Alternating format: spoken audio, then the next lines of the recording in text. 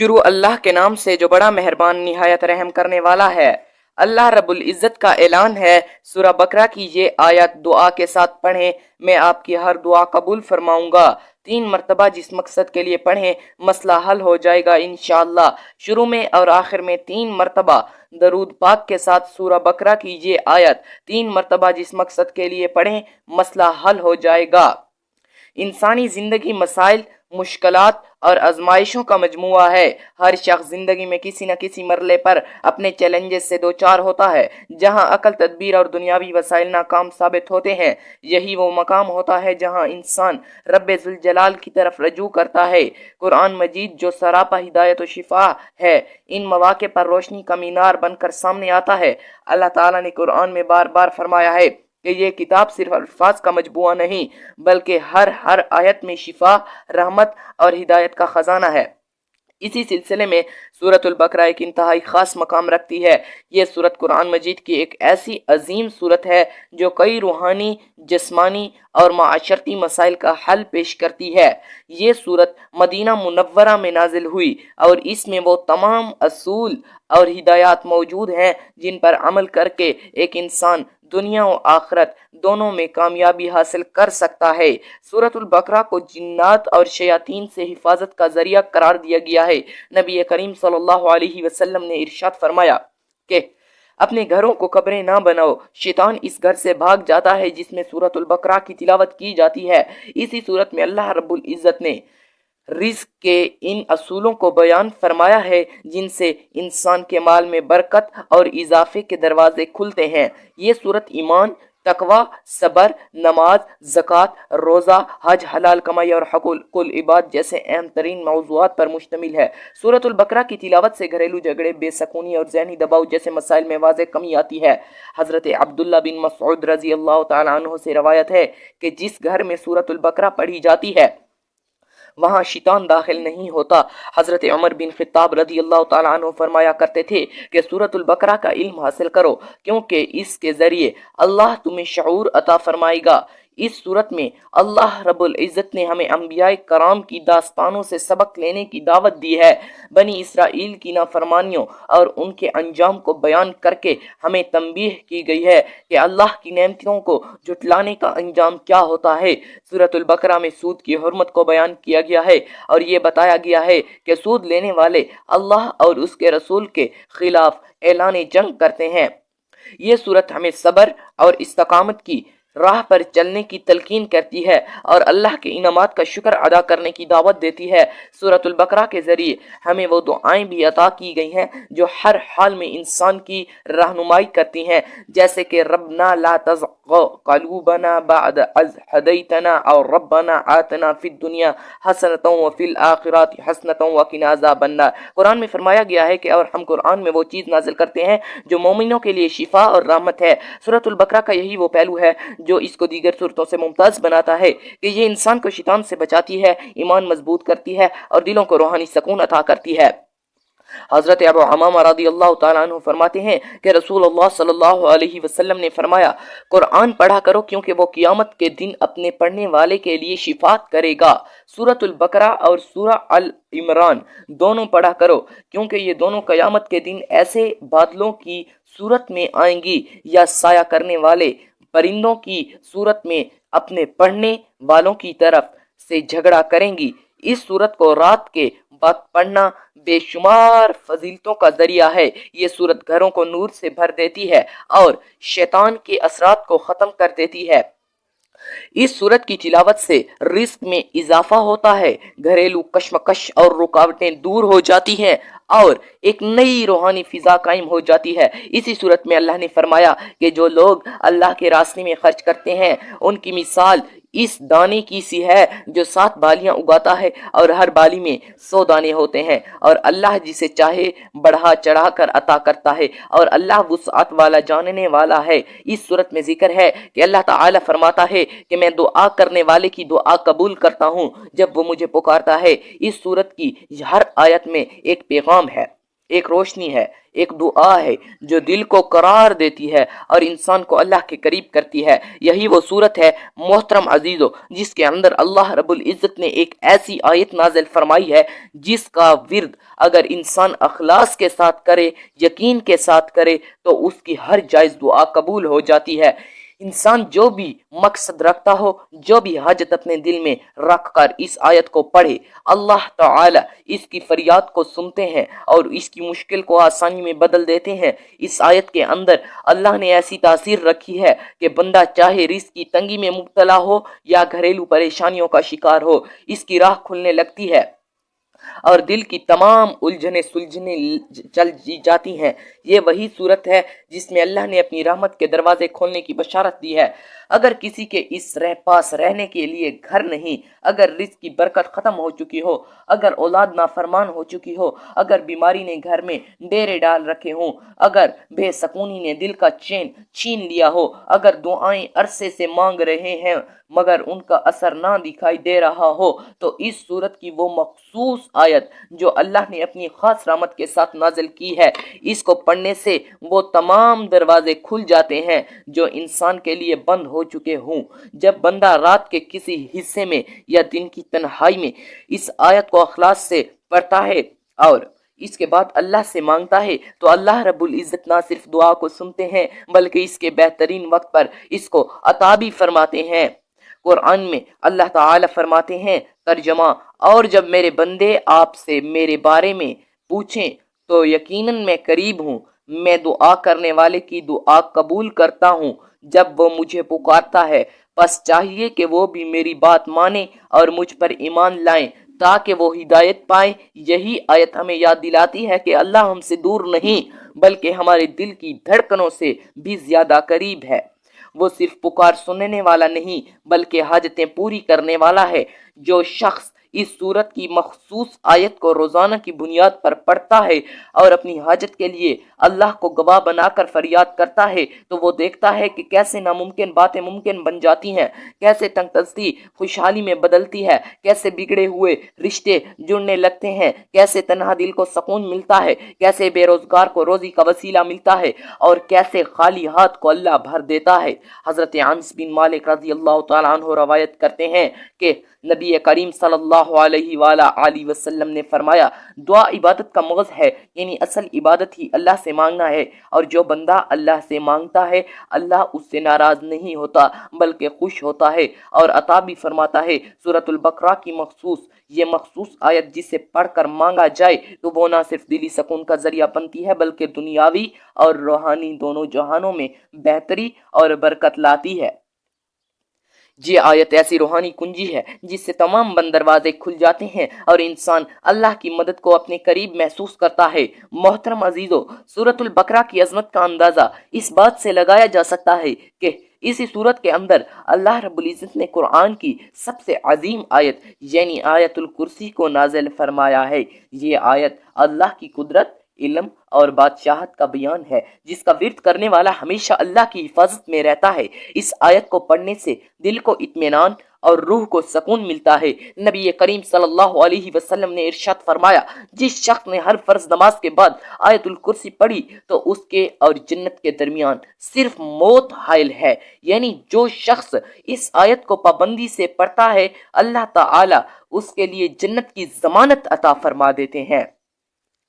آیت الکرسی وہ آیت ہے جو شیطان کو بھگا دیتی ہے، ہر قسم کی جادو، ٹونا، جنات اور وسوسوں سے حفاظت کا ذریعہ بنتی ہے۔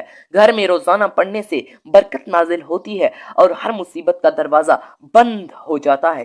اسی سورۃ البقرہ کے آخری رکوع میں بھی ایسی عظیم آیات موجود ہیں جنہیں رسول اکرم صلی اللہ علیہ وسلم نے خاص طور پر سونے سے پہلے پڑھنے کی تاکید فرمائی ہے۔ حضرت ابو مسعود رضی اللہ تعالی عنہ سے روایت ہے کہ نبی کریم صلی اللہ علیہ وآلہ وسلم نے فرمایا، جو شخص سورۃ البقرہ کی آخری 2 آیات رات کو پڑھے گا تو وہ اس کے لیے کافی ہو جائیں گی۔ ان آیات کا مضمون اللہ تعالی کی رحمت، بخشش اور بندوں کے لیے اس کی آسانی کا بیان ہے۔ ان میں اللہ نے واضح فرمایا ہے کہ وہ کسی جان پر اس کی طاقت سے زیادہ بوجھ نہیں ڈالتا۔ یہ آیات انسان کے دل سے مایوسی ختم کرتی ہے اور اس پر اللہ کی مدد اور سکون نازل ہوتا ہے۔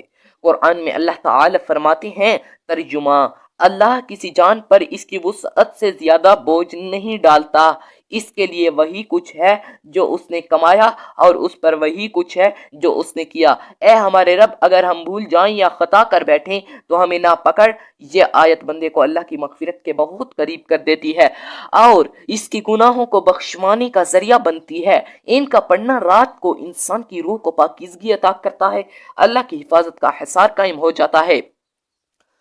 सूरतुल बकरा की ये चंद अजीम आयात इस बात की दलील हैं कि ये सूरत ना सिर्फ कुरान का एक बड़ा हिस्सा है बल्कि मुकम्मल तौर पर अल्लाह की रहमत, बरकत और हिफाजत का खजाना है। जो बंदा इस सूरत को अपनाता है, इसकी जिंदगी में नूर भर जाता है, इसके दिल को सुकून मिलता है और इसके घरों में रहमत के फरिश्ते नाजिल होते हैं। नबी करीम सल्लल्लाहु अलैहि वसल्लम ने फरमाया, अपने घरों को कब्रिस्तान ना बनाओ, शैतान उस घर से भाग जाता है जहां सूरतुल बकरा की तिलावत की जाती है।